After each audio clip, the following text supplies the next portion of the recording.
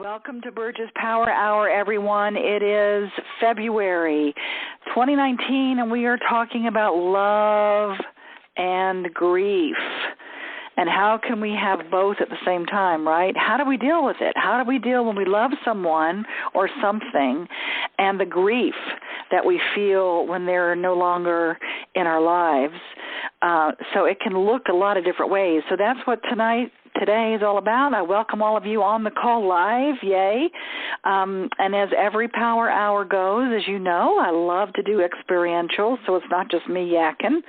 But if you have background noise, I'd ask you to hit *6, and that will mute you. And then when you want to speak again, you just hit *6 again. If I get a lot of background noise, I'll go ahead and just mute everybody, but that means that you can still talk if you hit your *6 number, and then you'll be able to speak, okay? So a little bit of housekeeping there. Also, definitely if you've got something to write with and write on, that would be groovy, because as you know, we do a little bit of digging and looking into perhaps some of your subconscious beliefs or your bubble talk, which is that subconscious thought that keeps you from getting what you want, and we're going to be doing some process a little bit so you can identify perhaps some of the things that might be not serving you and work through that. So that's tonight's agenda, and I love to hear you talk and explore, so I don't like to be a talking head, but like I said, if there's a background noise, and then I'm going to have to mute you all, and then you'll hit *6 to come back in. So I'm going to get right to it, because this is really up for me. I figured February's Love Month, right? So Love Month can mean a lot of different things, and then what I have found, what I'm going through right now, because of my fur baby, my little Merlin, he's been transitioning and in hospice basically for a little while now. Since November, we thought we lost him, and so it's been a challenge. When you have unconditional love, what do you do with that when they're gone? And then when you have conditional love, same thing. So it kind of intersects each other. And so I felt like this is really coming up for me. And so I wanted to address that just in case other people might have issues around, loving someone or something so much and being attached. And how do you deal with the grief around that, and what happens? So I'm going to give you some tools to use around your grief whenever that does happen in your life, but also we're going to look at what is, your expectation of love and grief. And so it all starts, to me, it starts with attachment. So people really get attached to their dreams, to people, to their pets, to their visions. So sometimes we get really attached to something. It can hurt a lot when we feel loss, when it's not there anymore, whether it's a breakup or if it's death or something else, okay? So in our Essence of Being programs, as most of you know who are graduates, we really go into looking at that and discovering, how do we show up around that? And we as conscious leaders, empowering others to create that win-win world, we really, to really find out how to love ourselves enough to know that we are truly here to make a difference in the world, and we are truly here because we are important. But with that, we do not need other people or other things to fill up our hole or our void in order for us to really own that and feel that. And I'm going to go into that a lot, because that is what that loss is at times. It's that despair that we go into. And like I said, with the Conscious Leadership Academy that we've launched this year through the Essence of Being and all the programs, that's coming up for people about how do I show up in the world, and how can I love myself enough and love others and allow that love for all that is without being attached to it, right? So sometimes it's really what happens when you get attached. It really can keep us in denial.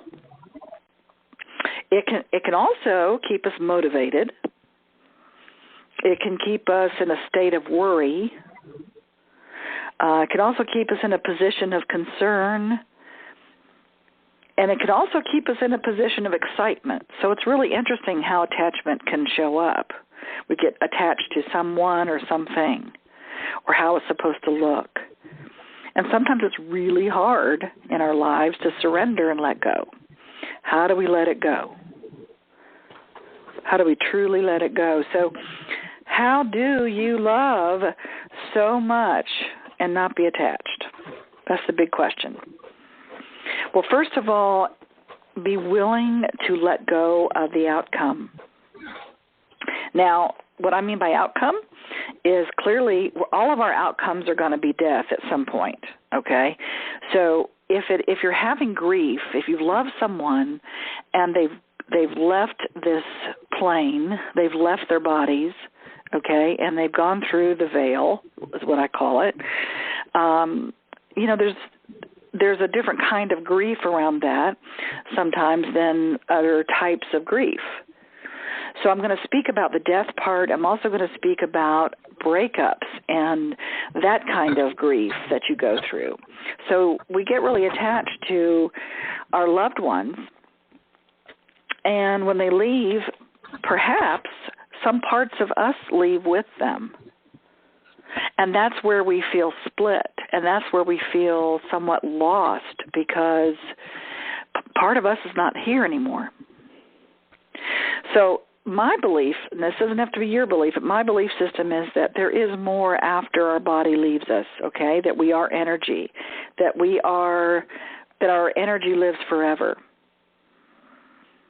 And actually, they've proven that energy is forever in quantum physics. That there's no end. So our energy, our unique signature that we have, never really dies. Whether we go to different dimensions or what happens to us when we die, everybody has their own belief systems around that. But I do know, with all the work that I've done over the last 37 years around all of this, is that I do know that people, sometimes when people die around them that they really love, part of their soul goes with them. And then you walk around for the rest of your life with, not all there, and feel a little bit confused, or feel not empowered, or feel despair, or feel a little lost. So people deal with grief in a lot of different ways. So I'm going to talk about the death grief right now, okay?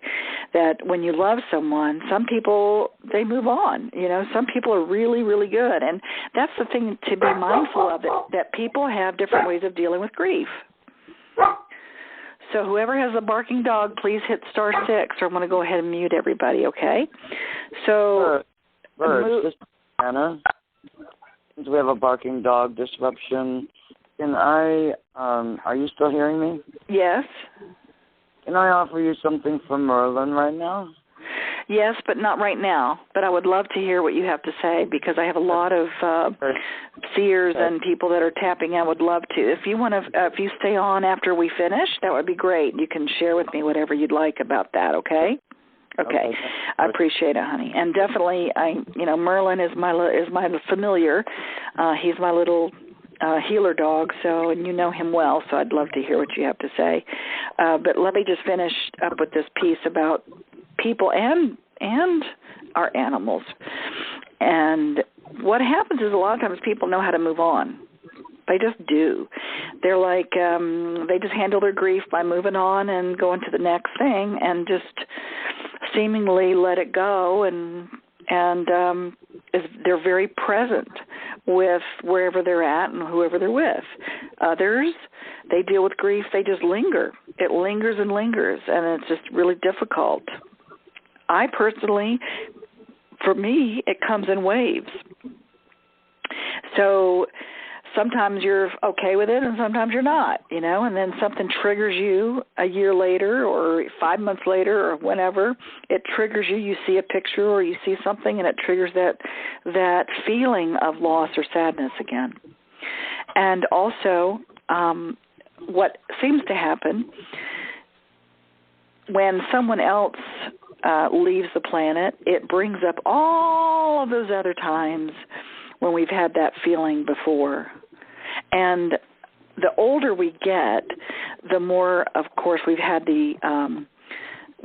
time to have people leave us. So the older we get, the more we see that and the more that we feel that. So a lot of times we relive a lot of the sadness and things that go on whenever we have grief. And, the stages of grief, Elizabeth Kubler-Ross very famously said that the stages of grief are the denial, anger, bargaining, depression, and acceptance. And even though we have those stages of grief, and I think a lot of us have heard that, we also have phases of grief and emotions of grief. Again, it's not just about people dying, but grief about loss. Empty nesters have grief. Lovers have grief, divorce. There's grief in what could have been. There's the sadness of what was lost, or seemingly so, or what could have been. So how do we go on without that? How do we do that? Well, one way is to understand that we are all autonomous, okay, that we are connected to source or spirit or God or universe, whatever you want to call that energy, that we absolutely are connected all the time, whether we feel it or not, whether we allow it or not, okay? So the more that we feel connected, the more we don't need others, okay, to fill our void. And I'm going to go into that in a minute about what that means. But it seems like our pets, the reason why so many people have pets and the reason why they love to have pets, it's that unconditional love. It's unconditional. Those pets love you no matter what. They're always there. They'll always be there until they're not. You don't have to do anything in order to deserve their love. So we have all been perhaps conditioned about love and what that looks like. So we learn that there are conditions sometimes to love, that there's strings attached. So that's why we just crave that unconditional love. I'm going to go ahead and mute everybody. Hold on. So you can unmute yourself by hitting *6, okay? So here's the thing about that if there's strings attached, we may have learned that, look, I have to do something in order for me to earn someone else's love. Maybe we learned that at a very young age, that it's a tit for tat, okay, that we believe, or we've had the evidence, or we think that in order for us to be loved, we have to do something for it. The other thing is maybe there's not enough love. Maybe that's what we learned, that there's not enough to go around. So when someone leaves, then the fear is there's not going to be anybody else, that there's not enough, right? There's not enough to go around. So there's these strings attached on which is conditional love. So what if we could feel unconditional love for ourselves? What if we could do that? So people feel lost and they feel alone and they look for somebody or something to fill up that void, because there feels like there's a hole there and there's something empty. And we start looking outside of ourselves to fill that up. And so our grief, anytime we feel grief, it triggers loss. And again, we feel like, well, are we ever going to love again? Are we ever going to be able to have love in our life again? However, if we know in our body, in our soul, in our mind, in our heart, in our spirit that we are loved inside with our own connection, just think about how freeing that is to not put that kind of pressure on anybody on the outside. Because what happens when someone leaves, when they die, in my belief, they have not left, they've morphed, okay? They've morphed into a bigger synergy. They've morphed into a bigger experience that we can still connect with on a whole nother level. And the old adage, it's better to have loved and lost than have never loved at all. Yeah, I mean, That I believe that. The depth of our sorrows is the height of our joy. So the more we feel, the more we can hurt, right? But our height of our joy is it. I mean, if we could allow ourselves to really feel true joy, then that also means that we're going to be able to feel the depths of our sorrow. And it kind of goes hand in hand. Yes, it's painful when they leave. But the concept that I teach in Essence of Being and with Buckminster Fuller, and many of you have heard this before, and many have experienced this before, but I'm going to remind us, and those who haven't heard it, it's a new concept of how to really be in the world and have relationships without really projecting all of your needs onto other people. So it's called orbiting in love. That instead of falling in love and falling out of love, you orbit in love. And what that looks like is if you are whole and complete within yourself, if you love yourself enough and you feel whole, you don't feel broken, and you feel complete because you're connected to your source, you're connected to the universe, to God, whatever that is, spirit, okay, then what you're going to do is you're going to attract another person to you or people to you that are also whole and complete. And together you create something bigger than you can by yourself. You expand instead of contract. Instead of contracting into one, which is very romantic about the whole Jerry Maguire thing, you complete me. It's so romantic. But what you're doing is you're saying, that's my better half or my other half. So what does that make you when they leave? A half person? People lose themselves. They forget who they are. They identify with that other person, and without that other person or without that other thing, they feel like they're different. They're not there. They're not whole. So when you call each other my better half or my other half, just understand what you're saying is you're only a half person. And why people do that is they want to get into a relationship so that they can feel lovable and that they can feel loved. So you're asking another person to show me and prove to me how lovable I am. Fill up my hole. Fill up my void. Please, please, love me enough so that I can love myself. And so what happens in relationships, that, it's called the honeymoon stage. Everybody we try to love you enough, but then guess what? After a while, it gets really tiring because we have a hole. We also have a void that we're trying to fill. If you're coming together to try to fill each other's void, then it can get really tiring and exhausting to do that for each other. Just think about the freedom it is if you really felt whole and complete and you're not asking that other person to fill you up. You can create something even bigger together. That's the synergy of it. The whole is greater than the sum of its parts. So when there's me and there's you together, it makes a whole other energy called us. So there's three of us.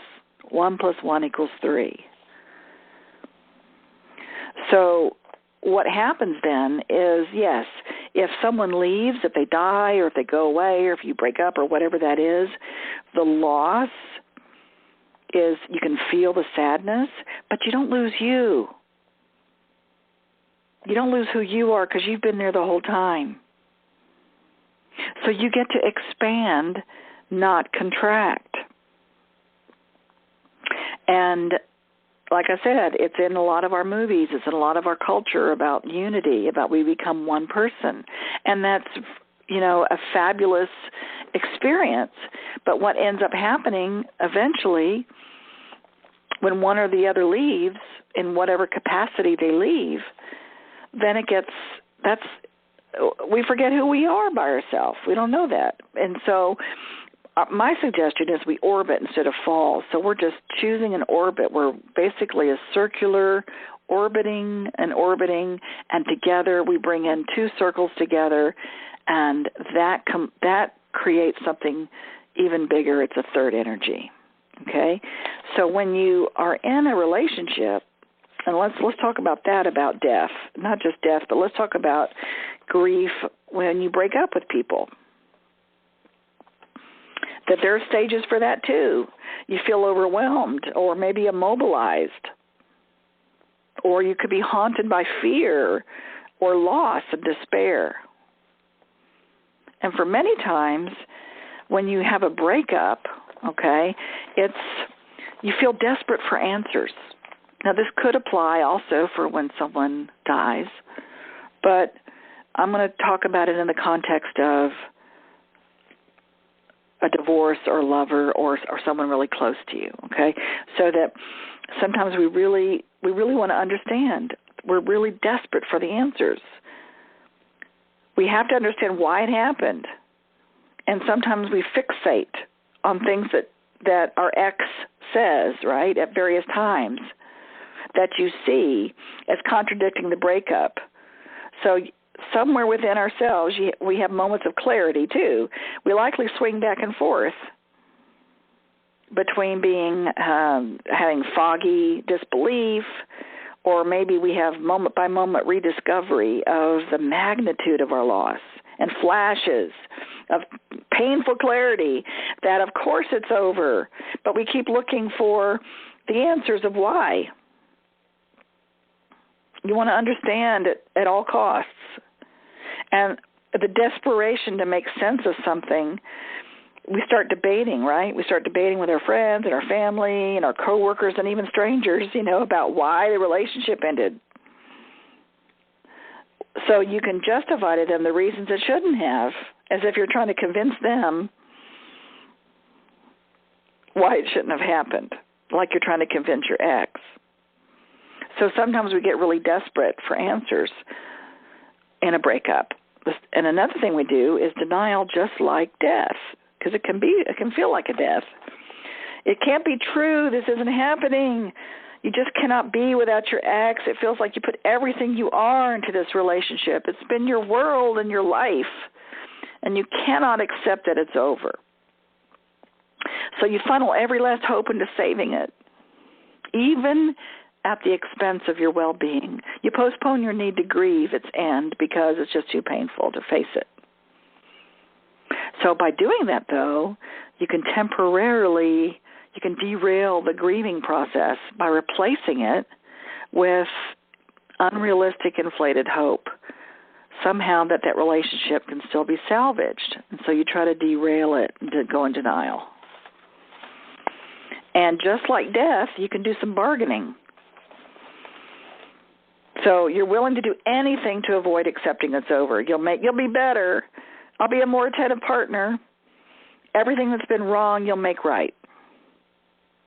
So the thought of being without your ex is so intolerable that you will make your own pain go away by winning him or her back at any cost. So what happens is you stand at that edge of, it feels like an abyss, right? Trying not to fall into the unknown, because it's an unknown. So you cling to any hope you can to prevent yourself from losing what you've come to depend on, for better or worse. However, during this phase, when you promise to fix all the problems between you, you're placing the entire burden of repairing, maintaining, and sustaining a relationship onto yourself. It's as if the responsibility is yours and yours alone to make it work this time. So you try your hardest during this phase not to lose sight of the fact that both participants in the relationship contributed to its end, because it's not just about you, okay? So we bargain. I'll be better. And the fourth stage of that kind of a breakup is relapse, because the pain is so intolerable, you're able to convince your ex to try it again. Have you ever tried that? Have you ever done that? Let's try it again. So we'll temporarily relieve the agony of that withdrawal. It's like a withdrawal. However, despite our best efforts, we'll not be able to carry on the relationship solo. It just doesn't work. And some people go through this process of breaking up and reconciling more than once, right? And before you are absolutely convinced it's time to let go. And even then, there's loss. And the fifth stage of a breakup can be anger. And I love this stage, and this also goes with death. The reason I like it so much is because anger is it's a portal. It's a portal that we can use to move through depression. It's a portal that we can move through despair, because anger actually is a higher level of consciousness. Sounds weird, sounds counterintuitive, but it really is. It actually, you're more alive and you have some kind of desire when you're angry. So initially, you may not be able to connect with the feelings of anger. So when let's say when you break up with somebody, you go into this unknown place, which can really evoke a mobilizing fear or dread. And fear at that point really trumps anger. Therefore, when anger sets in, it's because you've let go of some of the fear. So that's good. And when you're able to access anger, the experience can actually be empowering, because at the very least, there are shades of remembering you matter. You matter too. And feeling justified in realizing, hey, you know what? You deserve more from a relationship. So depending on your specific life and family experiences, as well as, whatever your breakup was, your anger may be directed at your partner or the situation or yourself. But the good news is that your anger, no matter where it's directed, is meant to empower you, whether you choose to see it that way or not. So when anger becomes accessible to you, it can provide direction and create a feeling of aliveness in a world that becomes deadened by loss. It also can remind you that you deserve more. Even anger at yourself, as self-defeating as it may sound, is still part of the grieving process. It's a part of the process. So the fact that you are on the trajectory of grieving the loss is a sign that you're working through it. So it indicates somewhere within that you are creating enough internal discomfort to help shift that perspective about how the relationship has actually been. And it really can compel you to make proactive changes if you are ready to let it in. So those are the different stages of a breakup, or it can be. So what I want to do is have you do some stream of consciousness writing. And what that means is I'm going to say 3 statements. And I don't want you to think about it. I don't want you to figure it out. I don't want you to, I want you just to write down the first things that come up to finish the sentence. So get your pen and your pencil out and your paper or whatever. And if you're driving or if you're on the recording, you can stop it. And by the way, everybody gets a recording of this that registered on the call so that you can go over this again. So, again, I'm going to say a statement. You finish it, okay? Just write down the first things that come up. Here we go. I need a love partner in my life to fill in the blank. I need a love partner in my life to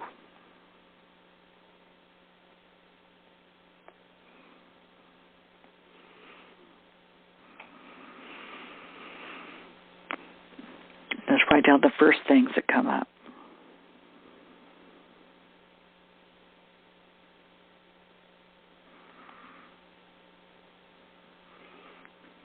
And the second one,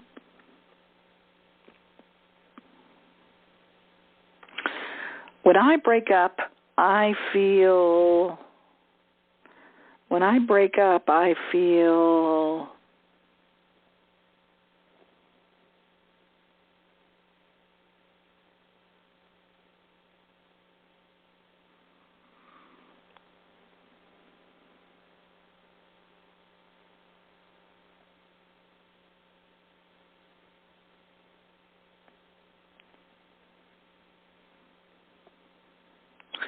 And the last one. When someone I love dies, I feel. When someone I love dies, I feel.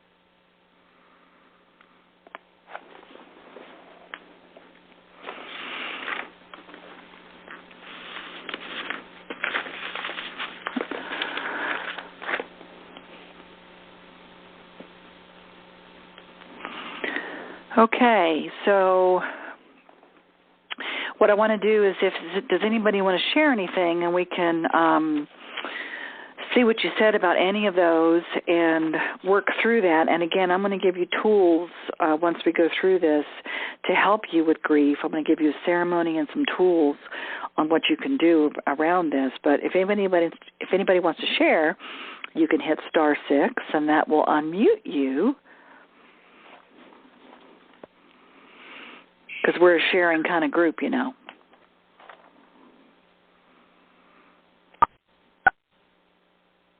Who's there? Hi, this is Samantha from Atlanta. Hi, Samantha. How are you? Good.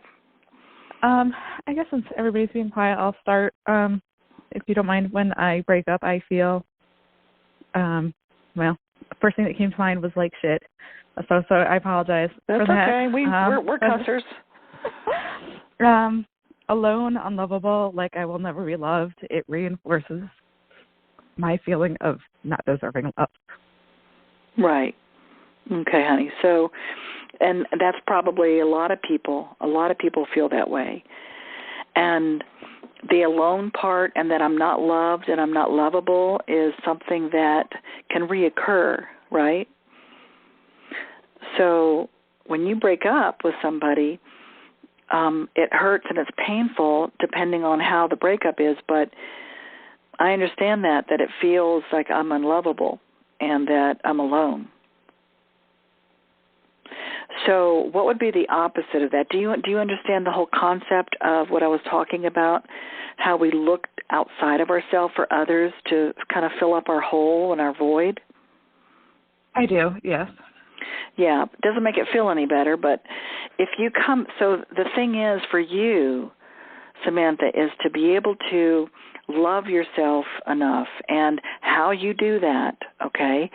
Yes, you'll feel sad. Sadness is definitely an emotion, and you're going to feel different, and you have to readjust the dynamic of who you are and how you show up in the world, but not losing yourself. So when you love yourself enough, you're never really alone.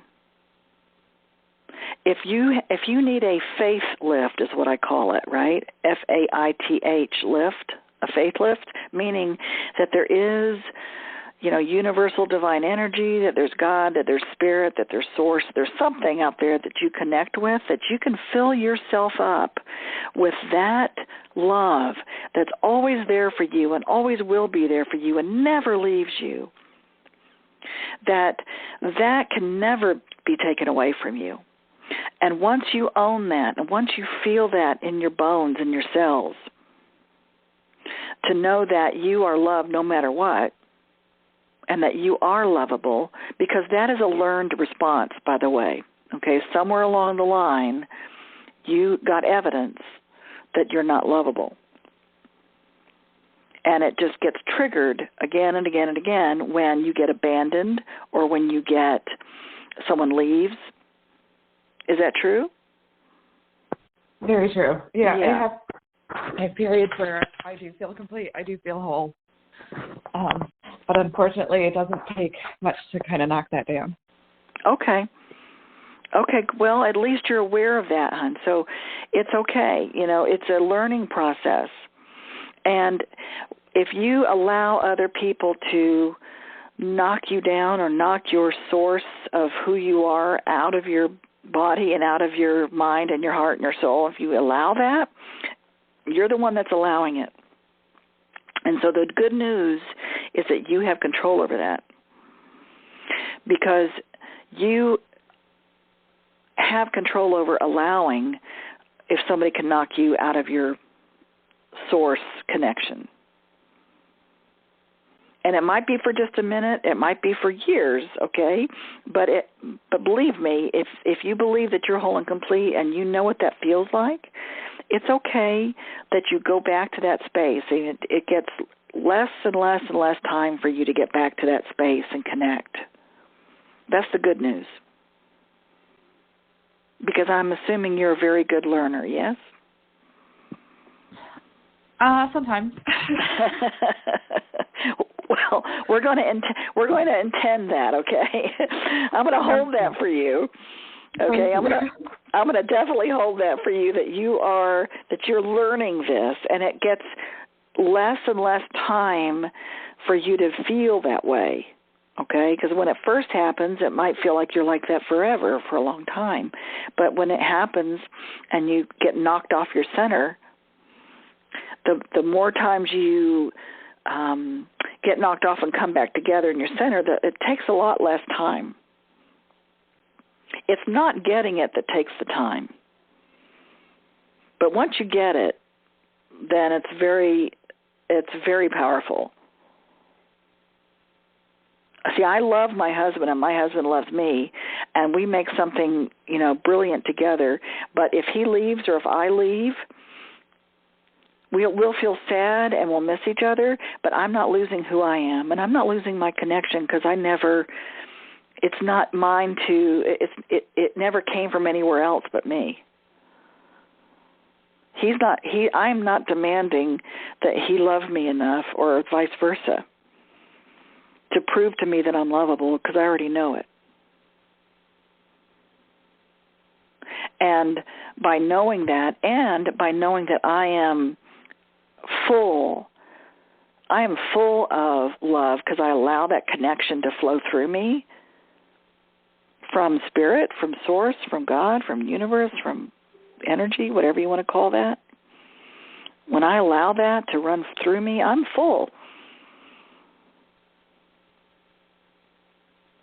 Does that help? It does, and I could definitely use a faith list. Thank you for that expression. That's perfect. Okay, you're welcome. You're welcome. Well, I invite you to come to Essence of Being, because we're going to be doing it in Atlanta in March 8th through 10th. It's our next Essence of Being, which is our big 3-day flagship. But if everybody goes to essenceofbeing.com, you'll see all of the different times that we have scheduled throughout the year. But essenceofbeing.com /CLA, which means Conscious Leadership Academy. If you go to that page as well, there's a free course there that you can take on. We just have a free course on abundance, because that's what we're in the quarter of right now, is Essence of Abundance. But it's the essence of love, and the essence of who you are, and the essence of relationships, and all of that's coming up, by the way, in Essence of Being. We cover all of that.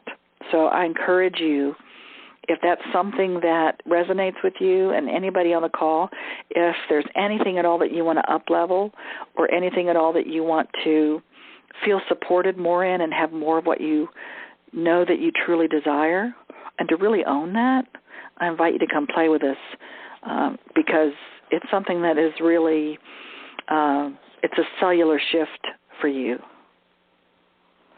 And by the way, anybody can contact me, Burge, at essenceofbeing.com anytime. And it's BURGE at essenceofbeing.com. And I'll be happy to support you however that looks. And if you registered for this call, you're going to get the recording. And if you want a text reminder for any of the things that we're doing, if you text 960000 on your phone, you just put that in as the number, 96000. And then for the message, you put Burge, that's BURGE for the message. Then you're going to get, you'll be able to get text reminders, and you're also going to get a little surprise from me. So it'll be really cool, some videos from me. So thank you for being our guinea pig tonight, Samantha. I appreciate that. And there's more for you here. And the thing I want you to hear is that you are loved for all of us, that there is enough for all of us to go around, because it is about allowing that spirit to come through us and fill us up. And I'm going to give us some tools on how we can do that, because when we feel that loss, or we feel that we're not loved, or we feel that pain, it's really having the faith lift of having to know that we have the ability to allow that love to move through us. So here's a couple of affirmations, by the way, that you guys can write down or just listen to on the call again if you want, that you can use. So you can say, I am willing to release the need to blame or shame myself. I am willing to release the need to blame or shame myself. And another great affirmation is, I am willing to see my perfection. I am willing to see my perfection. And I've got one more. I withdraw my energy. I withdraw my energy and focus. I withdraw my energy and focus from the past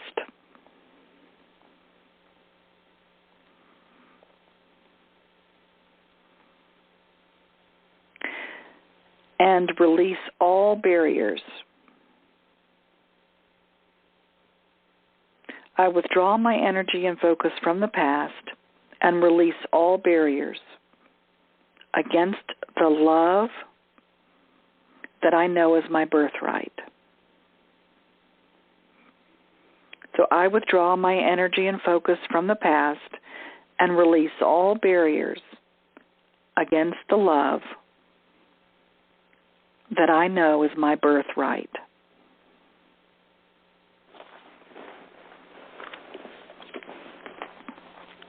And the other thing that I do, you can say I choose to pray or think or meditate for the highest good for all concerned. So when you have loss or despair or those feelings of being alone or grief, just pray or say, meditate, whatever you resonate with. Say, I pray for the highest good for all concerned. You can't go wrong doing that.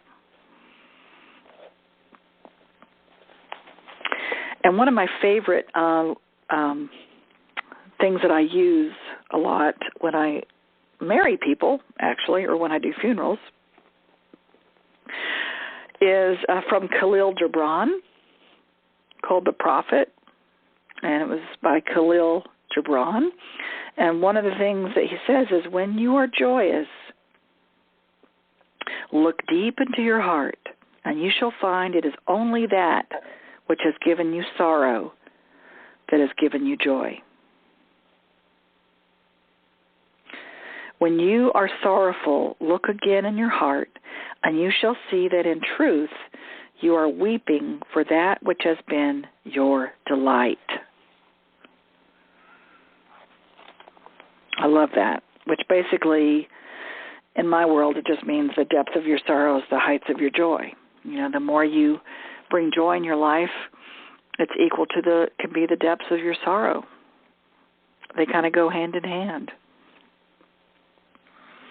The other thing he says about death, as he says, if you would indeed behold the spirit of death, open your heart wide unto the body of life.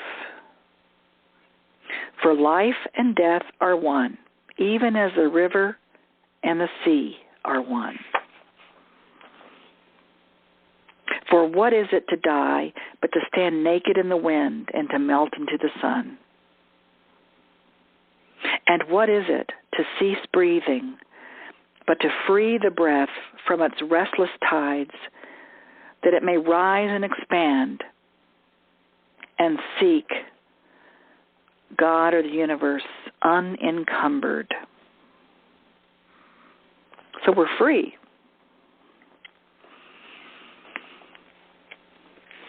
So I'm going to give you a ceremony to do. It's a really, really, really powerful tool to use when someone has passed through the veil. And it's really, really powerful. So let me just tell it to you, and I'm going to gift it to you. It's a little ceremony you can do by yourself. You get a white candle, and it needs to be a candle that has a flame. So it's not one of those candles inside a jar. It's a taper candle or a big candle that has the flame where you can see it. And then you light this white candle.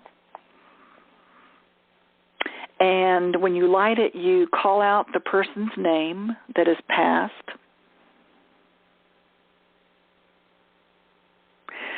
And then you watch the flame.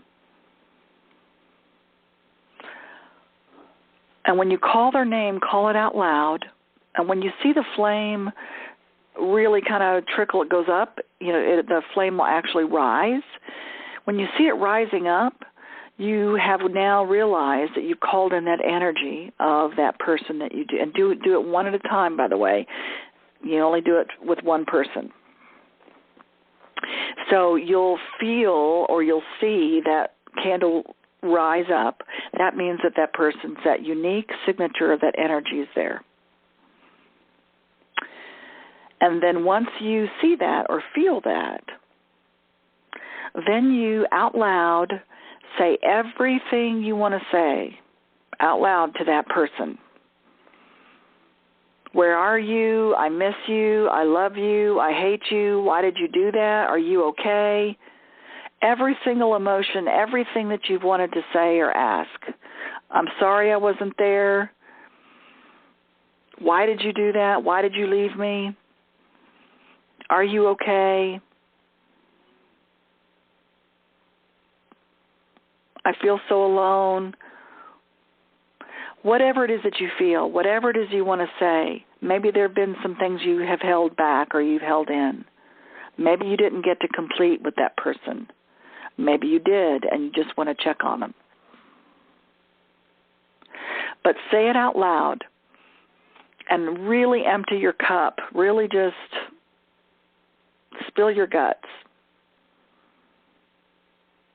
And then, once you're finished with that, you look into the candle and you say, is there anything you want to say to me? And you close your eyes and you listen.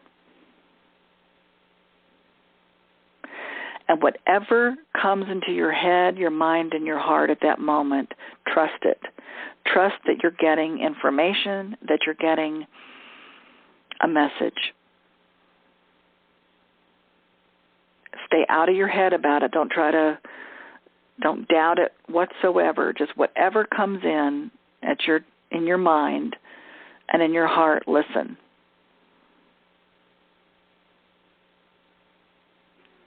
And when you feel like that is complete, that the message has been said, you open your eyes and you blow out the candle and you say, we are complete for now.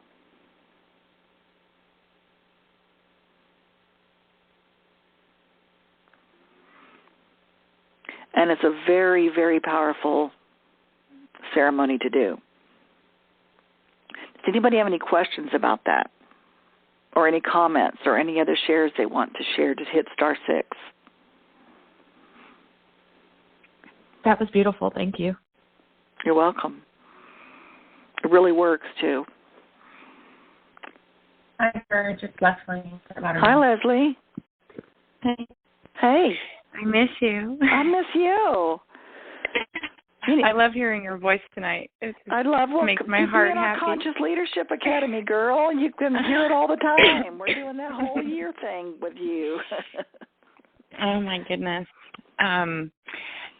What I wanted to share based on the ceremony that you had just said, which was tremendously beautiful.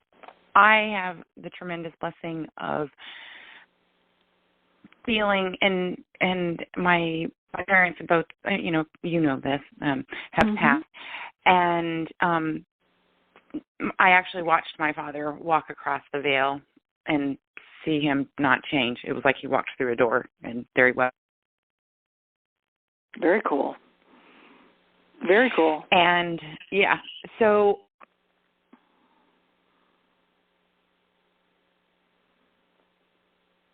question is, because, well, just a side little note, there was a moment a few weeks ago that, because I have parents all the time, I feel them, and I couldn't talk to my dad, and I felt the anguish and the separation, and that like he was lost, and I didn't know where he was, and I couldn't find him, and I couldn't talk to him, and it was horrific for me.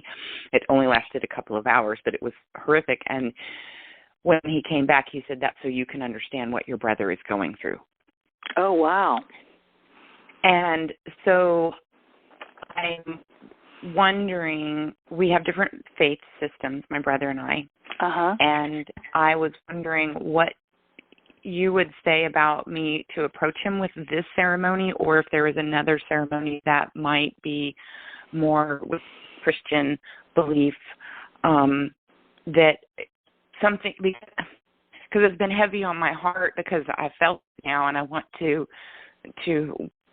I've been wanting to do something that will help him feel connected to them the way that I do, or at least a small. Okay. Well, the thing is, so you said Christian, so I mean the Christian, depending on what the faith is and what their belief system is, I mean that particular ceremony, it's not excluding God, it's actually including God in that, but you could have him pray if that's where he's at, and you just say, pray for the highest good for all concerned, that whether you believe this or not, I feel our dad, and I really want you to be able to feel that connection too. And if he doesn't believe, does he believe that you can contact or connect or feel or speak to people that have passed? He does, but he doesn't. And let me clarify that a little bit. He's like, well, I know they're there, and that I can know that they're there, but that there's this separation. Like, he's like, I can't actually talk to them. Okay. And so what you do then? I do. I get it. Well, what you do, and you don't want to make him wrong. And exactly. So what it is just being able to, I know that I feel the compassion that you feel, and you want him to be able to connect in that way. And so you first have to ask, are you willing? Are you willing to connect perhaps in a different way with him, to feel him? You don't have to talk to him, but maybe, and you don't have to have him talk to you, but maybe there might be some unspoken things that you haven't said to him that might help you feel a little bit more complete. That's all. That's awesome, because that just triggered a thought in my mind about how he is doing a project, and he'll say, I felt dad with me. So there you go. I can use that language. And then there was another thing I was going to. But telling him, definitely sharing with him, it's about him feeling more complete, and sharing any unspoken words or anything that he'd like to say out loud, but it's really about his own healing, and whether he feels like he can hear your dad or not. But if he feels him, then you just say, just so it's more of a connection to God. So you can talk to him like that, and he probably will hear you. And it's, again, put him in, put his peace, pray for the highest good for all concerned, and that he will be peaceful with this, because he'll get it when he gets it. And right. you're not in control of that. However, you can support him and love him enough to allow him to learn that in divine time. Awesome. And if we have time, if we don't, you can just say it. I lost you there. I'm here. I can hear you. Can you hear me? Yes. What did you say? I said there was one more thing. If we have time, if we don't, that's okay. It was that one of the difficulties that I had when my mom, who was a very strong woman of Christian, it had to do with part of her dementia in her days, but that she was afraid of that. She was like, well, how will I find your dad when I die? Like, how will I find him? And how will I know that it's him? And I was,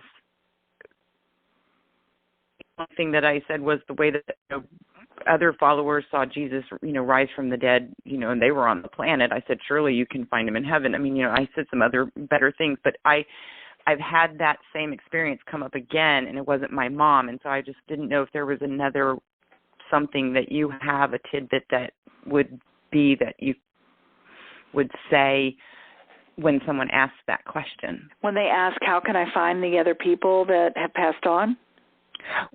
Well, she wanted so badly to be with my dad, but she was afraid that when she died, she wouldn't know him. She wouldn't be able to find him again. Right. So I'm saying, are you asking what you would say to somebody who says, I don't know how to find someone if, once I die, if I'm going to be able to see them again. And so, I mean, my answer to all of that is love is love is love is love. And the universal divine signature of who you are and who you have been and who you will be will always be the same. And we're all connected, so there is no separation. And that you will attract that connection again. So it's not, it never really breaks. It just expands and contracts. I love it that you are a divine signature that always been love. You guys are found together through your love. Yeah. And therefore, you will find that connection will never be severed, and you'll be drawn that works together. For me. That's awesome. That's awesome. Thank you. That's brilliant. I love it. You're just so amazing. Thank you. With all my heart. It's good to hear your voice too, and definitely offline. Let's connect because I really want you to be a part of what we're doing this year. It's really awesome. Yes. So for all of you out there, I just want to say thank you for being a part of this. And again, next time I do this, I do my Bubble Talk Facebook Lives on Tuesdays and Fridays at 4 p.m. Eastern Standard unless I'm teaching. And the next one that we're doing all together is March 20th. It's our next Power Hour. And guess what it's going to be on? It's March 20th. It's always the third Wednesday of every month. It's going to be on relationships. Men are dogs, and the woman is always right. And that is the prelude to my book, because that's the book coming out. Men are dogs, and the woman is always right. So it's all about relationships, and of course it's a metaphor, and I'm not going to tell you about it until then. So you have to just ruminate on that for a little bit. But if you go to essenceofbeing.com, everybody, and you hit essenceofbeing.com and /CLA, which means Conscious Leadership Academy, there's a free course on there online. It's a free abundance course. I'd love for all of you to take it. It's free, and it gives you kind of an idea of what to expect, and it's my gift for listening tonight. And it's also what you can expect to experience little tidbits throughout the year, because we have this whole year-long membership that people are jumping in on to learn more about essence of abundance, essence of being, essence of relationships, essence of leadership, essence of success, and essence of communication. And to really know what your purpose is and how you're going to contribute to the world, because, my friends, we are all building a global movement of conscious leaders empowering others to create a win-win world. So I invite you all to come play with me in any capacity and live your dreams and your visions and your legacy, and just know that it's okay to love someone enough And it's okay to love yourself even more. And the grief that you feel will dissipate from the point of view that you're never disconnected. Even though we let go, we're never disconnected. So with that, I'm going to unmute us all here. Let's see. And there you go. You're all unmuted, so we can say, until we meet again and talk to each other again, we can just give a shout-out and say, until next time. Shout out. Until next time. Thanks, Burge, it's Donna Smith. May I say something real quick? Sure. I probably come up as DML on your side, but I want to say really quick to everybody that I've been a widow for 11 years, and I was with my husband for over 30 years before he was killed, and I went through those stages many, many times throughout the years, and especially in the early years. And I began to welcome the anger stage because that was the only way I could clean out his closet, was when I was pissed off at him for leaving me. So I just wanted to add that. I love that. I love that, Donna. I couldn't do it when I was crying in that well. And thought, this is the one I'm not crawling out of. And you do, and then you go into the grocery store. But the only time I could clean out his closet was when I was angry at him for leaving me. Well, thank you for sharing that. And as I've said all along, and you're in essence of being graduate, and all of you know that, emotions are emotions, and that's what makes us human. And if we shut down any of our emotions, then we're rudderless. We have no direction. And when you're angry, it is a higher vibration than despair and depression, because at least you have desire. And look at what you got done with your desire. So it's not to be, it's nothing to be afraid of. It's just that many of us have been afraid of that feeling because of what it's, what we've grown up with perhaps, or what we've seen happen when people are angry. But the emotion itself is just an emotion, and it's what we do with it all that's important. But if we keep it stuffed in, or if we don't allow ourselves to feel, then we cut off the other part, which is the passion and the joy. So thank you for sharing that, hon. Oh, you're welcome. You're welcome. Well, thank you for going over. You're welcome. And I'm going to turn the recording off and say goodnight to everybody, and I'm going to stay on if you would like to chat for a few more minutes. So I'm going to talk to you next time. So come see us at Essence of Being, everybody. Okay. Good night, everybody. Good night. All right. Thank you. Good night. Thank you, Burge. I'm staying on. Okay, Deanna, go. What you got? Hey. Well, a couple of things. First, Merlin, and then I hear Leslie Payton. Is Pardon me? I was saying hi to Deanna. I was thinking about her the other day. I don't hear anything very well. I didn't hear anything. Hello? Is that Leslie? Yeah, it was Leslie. I'm just saying hi to Deanna. Because you're going in and out, honey. I don't know. It's like every now and then, it's like, I don't know if your phone's, but it goes in and out, and we can hear kind of every other word. Okay, well, then I'll just be quiet. That's okay. It's just in and out. So, Deanna, what were you going to say, hon? Well, first for you, for Merlin, and one thing for Leslie, and another for Samantha.